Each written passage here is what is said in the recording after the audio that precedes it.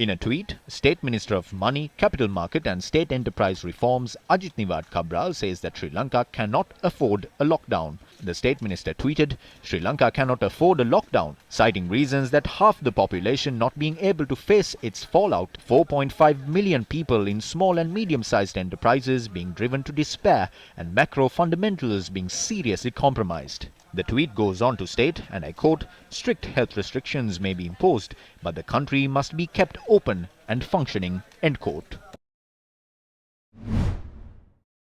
Several opposition MPs expressed their views as to what steps must be taken to face the prevailing economic crisis in the country.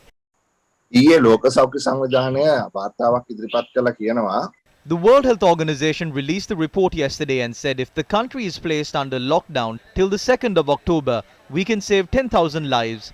It says that, however, the GDP will be affected by a reduction of $2.2 billion. Minister Nivard Cabral has expressed his opinion about this.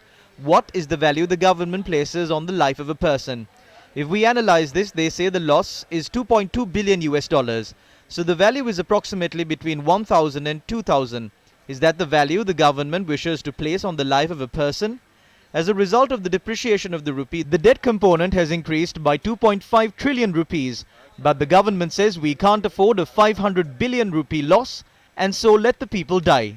This is astonishing. The government didn't vaccinate the people on time. They were behind tonics and went behind various unnecessary things and brought this country to this level, and now they are saying there is nothing that we can do and are allowing the people to die. A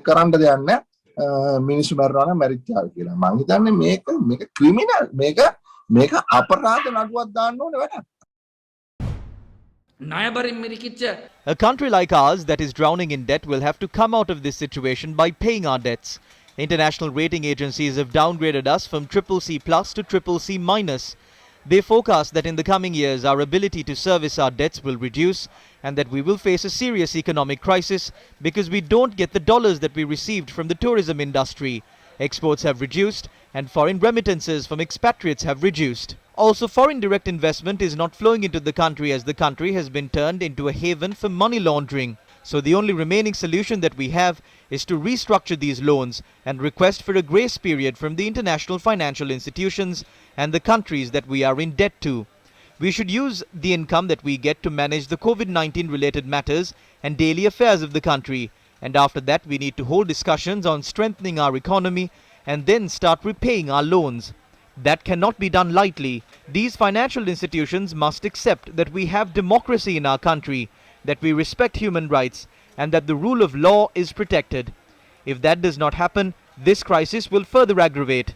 If the European Parliament revokes the GSP Plus concession from us, our export market will suffer massive losses. And if our income further depreciates, the probability of us facing even greater destruction is much higher. සම්පූර්ණයෙන්ම විනාශකාරී තැනකට යන්න තියෙන සම්භාවිතාවය වැඩි